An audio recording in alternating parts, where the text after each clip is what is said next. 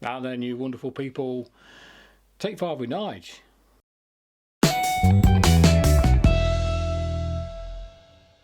Hope you've got a cup of tea or coffee in your favourite cup. New cup from my daughter, lovely. Yeah, it says it all. Not done a take 5 with Nige, welcome back to the room of despair. Today I'm going to be talking about cycling and peripheral arterial disease, or P.A.D, or intermediate claudication. Has several terms for it, but let's get on with it. Basically, I started looking into peripheral arterial disease. I have peripheral arterial disease, if it's not already widely known. Mostly it affects my left leg. So let's have a brief description of what peripheral arterial disease is. It is the clogging up of the arteries, or the hardening of the arteries, and the clogging up of the arteries, limiting the amount of oxygen that's available to a particular muscle group. Mine in particularly, I am suffering with it in my left leg, not so noticeable in my right leg.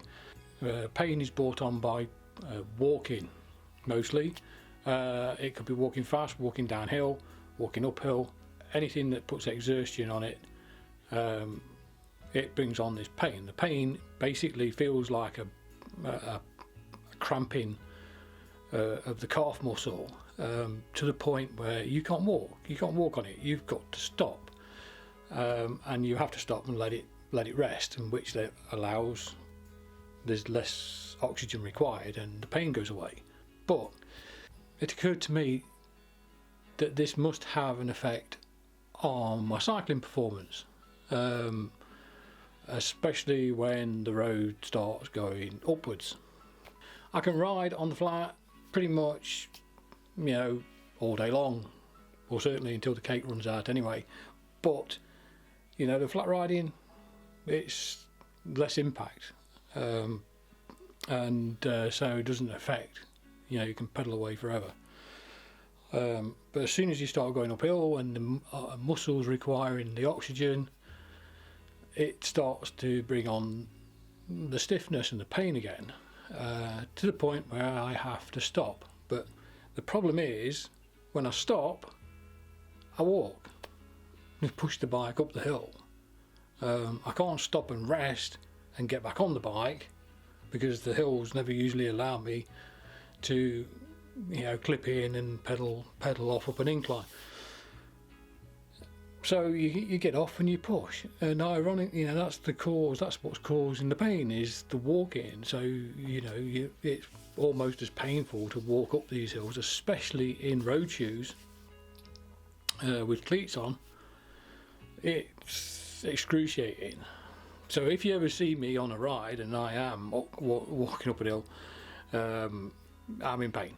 Yeah, so there we go. Can't walk fast, can't climb on the hill, can't climb on the bike, so yeah, and the shoes are not that pretty good. Yeah, but I'm not putting mountain bike shoes on my nice road bike, so there we can stick with the road pedals. But that's digressing.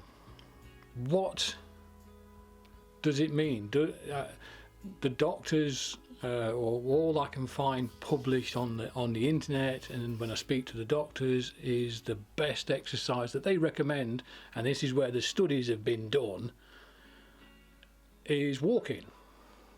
No studies have been done on any other exercise, as far as I can see.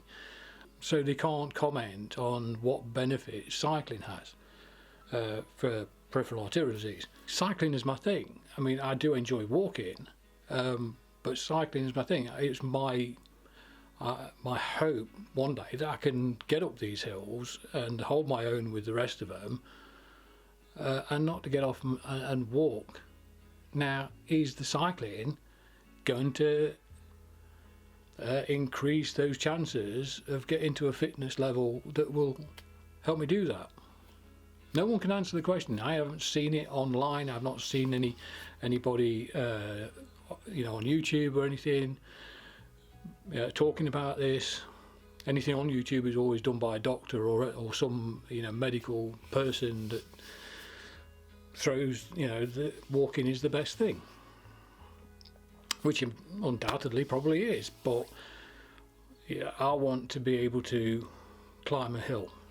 I've seen improvements over the last few years, especially since my heart attack, and in the intensity of the cycling that I have been doing since. I have seen improvements, and there's hills that I am going up, but will I get to the point where it doesn't let me down and I actually manage to go out and climb without being fearful of the fact that this road that I'm going to be pedalling on goes upwards? Most routes go upwards, but to avoid the hills, because the possibility is that I'll have to get off and walk, is a constant thing for me anyway. But that's it. Basically, I've had this for a number of years. It's not something that's just come on. It's not something that's been a result of the heart attack. It probably has probably related to the reason why I had one, because of the lifestyle that led to it.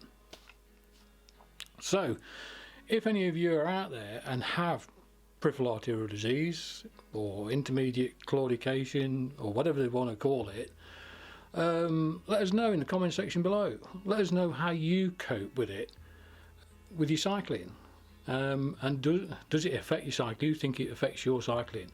I think it personally affects my cycling. Certainly does. Anything that restricts the movement of muscle or the actual workings of muscle, wherever they are, is going to affect you in some way. And this is a leg muscle, and one of the important leg muscles. So if it's restricted of oxygen, then it's going to have an effect on that activity that requires that muscle. Stands to reason. Anyway, like I said, any of you suffer with things like this, or anything really, let us know in the comment section below. Let us know how you cope with things. It would be nice. It would be good to know, and maybe we could help each other out, and maybe we'll bounce things off anybody else out there that does suffer with similar sort of ailments. Anyway, this is take 5 with Nige. I'm gonna go. I've got a vlog to edit from yesterday. Went out for a gravel ride on the High Peak Trail. Anyway, weekend's coming up. Have a good one. Stay safe, enjoy your cycling, or whatever it is you get up to, and I'll see you in the next vlog.